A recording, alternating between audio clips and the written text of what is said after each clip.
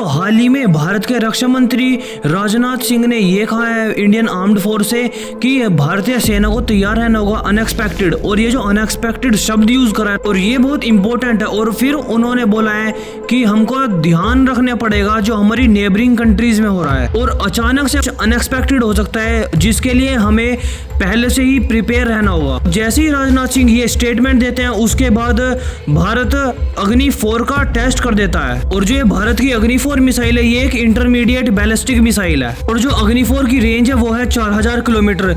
इसके अंदर आधे से ज्यादा चाइना आ जाता है और ये ऑल ओवर 900 kg का पेलोड कैपेसिटी है इसकी, यानी कि ये एक बहुत ही खतरनाक मिसाइल है भारत की। और हिस्ट्री में कभी भी अगर भारत ने अग्नि 4 और अग्नि 5 का टेस्ट करा है तो उसके अंदर चाइना ने बहुत बढ़ चढ़कर प्रोटेस्ट करा है भारत का। इसके अंदर चाहे सरकारी मीडिया हो चाइना की या फिर चाइना की सरकार हो, वो बहुत ज्यादा प्रोटेस्ट करती है भारत के अगेंस्ट में। और आप सोच रहे होंगे कि जो राजनाथ सिंह ने बोला है कि कुछ अनएक्सपेक्टेड हो सकता है नेबरिंग कंट्रीज से, तो आप सोच रहे होंगे कि जो भारत के आज के टाइम पे सिचुएशन बन रही है कि 3 फ्रंट वॉर हो सकता है, एक तरफ बांग्लादेश, चाइना और पाकिस्तान की तरफ से। और हाल ही में बांग्लादेश के एक ऐसे मिनिस्टर है जिन्होंने ये कहा था कि जो 1971 के इश्यूज है पाकिस्तान के साथ वो हमें सोल्व करने चाहिए। और जो बांग्लादेश के ये IT मिनिस्टर है ये तो ये बात बोल रहे हैं कि इशू सोल्व करेंगे, पर लेकिन ये तो बहुत छोटी बात है।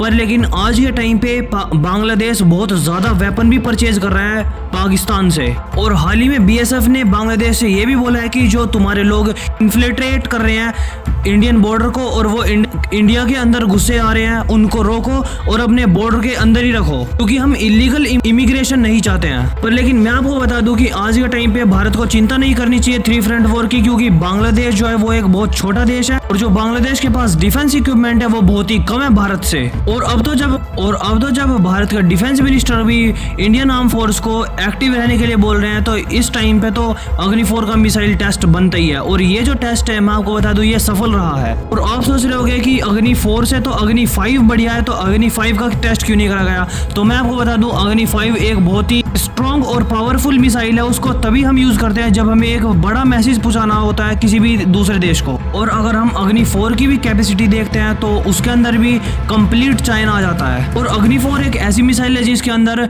ना तो यूरोप के देश आते हैं, इजराइल और साउथ कोरिया जैसे देश नहीं आते, पर लेकिन इसके अंदर चाइना और पाकिस्तान कंप्लीटली आते हैं। कुछ पार्ट ऐसे हैं जो नॉर्थ चाइना के वो अग्नि 4 के अंदर नहीं आते हैं, पर लेकिन अग्नि 5 कंप्लीटली उनको भी कैप्चर करती है। और जब भी इंडिया अग्नि 5 का टेस्ट करता है तो बहुत ही बड़े लेवल पे प्रोटेस्ट करता है चाइना।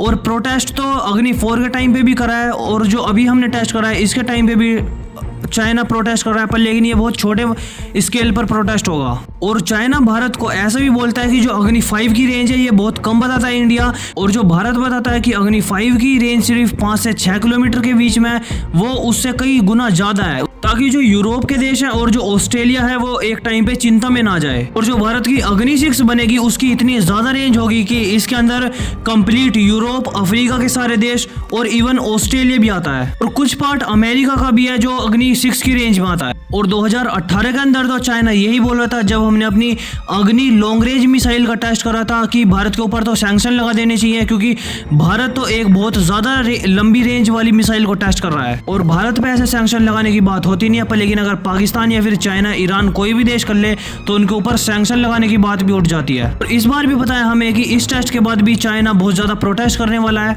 बाकी इस न्यूज के ऊपर आपका क्या व्यू पॉइंट है वो कमेंट सेक्शन में जरूर बताना और लाइक और सब्सक्राइब जरूर कर लेना।